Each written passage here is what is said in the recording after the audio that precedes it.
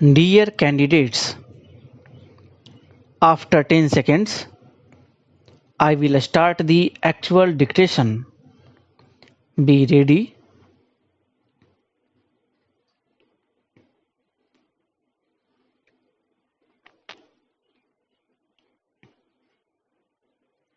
In conclusion, I would like to say a word in regard to employment with which I have been dealing so far. According to the figures supplied, the number of displaced persons from Bangladesh employed through employment exchanges is only 37,000. This is very meager compared with their total number, which comes to 32 lakhs according to the official figures. This is with regard to Bangladesh refugees. The number of displaced persons from Pakistan employed through employment exchanges is not very encouraging, but still it is 75,000. I would urge upon the Honorable Minister to take this into consideration and see that something is done to find employment for these people. Of course, there is some expenditure incurred on general education and vocational training, but when we look at the number of persons who have been given vocational training, we find that the number already trained and under training is only 17,000. This figure also seems to be very small considering the magnitude of the problem before us.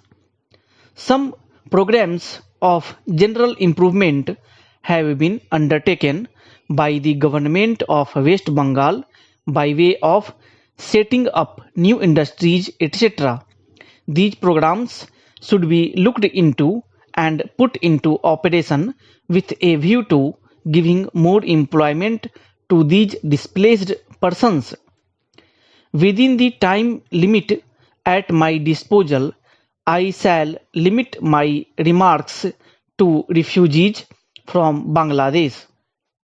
The first thing which strikes one as one looks at the various brochures and publications that have been given to us is the amount of contradiction one has to battle against. The first contradiction is in regard to the number of persons government think they have rehabilitated in West Bengal. Granting that it is difficult to make a final assessment of the number of refugees who have come from Bangladesh, it is still true to say that at least there should be some sort of parity between what the Union Ministry says and what the West Bengal Rehabilitation Ministry says. Only a few days ago, the West Bengal Minister of Rehabilitation said that there are 22 lakhs of refugees who have to be rehabilitated, but the central government's figures are 31 lakhs. Unless the government know the number of people they have to budget for, it is rather bewildering to know how they mean to plan in bringing about their rehabilitation.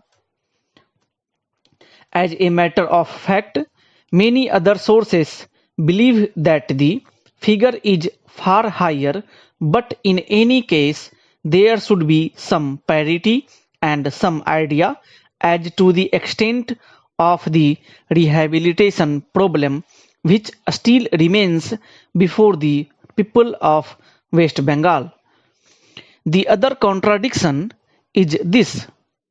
On the one hand, Srimati Renuka Rai says that in the near future they will be making a successful completion of the work of economic rehabilitation of refugees in that state, but only last year Sri A.P. Jain said that as yet the problem of the displaced persons from Bangladesh was a matter which was giving some concern. I really do not understand why, in spite of Sri A.P. Jain recognizing that the problem is still quite serious, Srimati Renuka Rai should have made such a statement. Yet, when we heard the Honorable Finance Minister, we find that there has been a big shortfall in rehabilitation budget.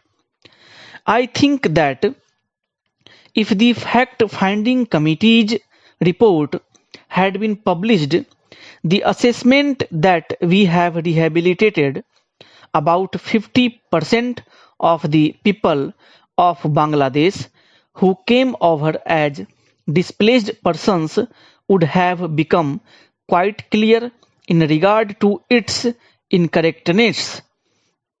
As a matter of fact, when we went round the campus and colonies in West Bengal, we found that as yet not more than 15% of the people have been rehabilitated, in the sense that they are able to eke out their subsistence on the poorest levels. It is not more than 15%, and I think the figures of the fact-finding committee are still lower. I think this is something that we have to take very seriously and put our minds to and apply all the resources that we have to find out how we will be able to tackle this problem of rehabilitation. Now, coming to the question of relief, I feel that until we are able to give really proper rehabilitation, we cannot withdraw relief. It is no use arguing whether relief leads to lethargy and moral slackness.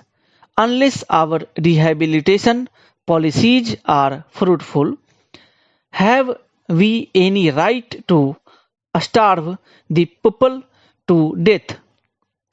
As a matter of fact, Sri A.P. Jain may know that in West Bengal, the incidence of tuberculosis amongst the refugee population is very high. Only a small percentage of them is catered for by the medical relief given by the Directorate of Rehabilitation. If I am to tell you the tragic fate of the refugees in West Bengal, I would refer you to a report which appeared in February 1954. Stop.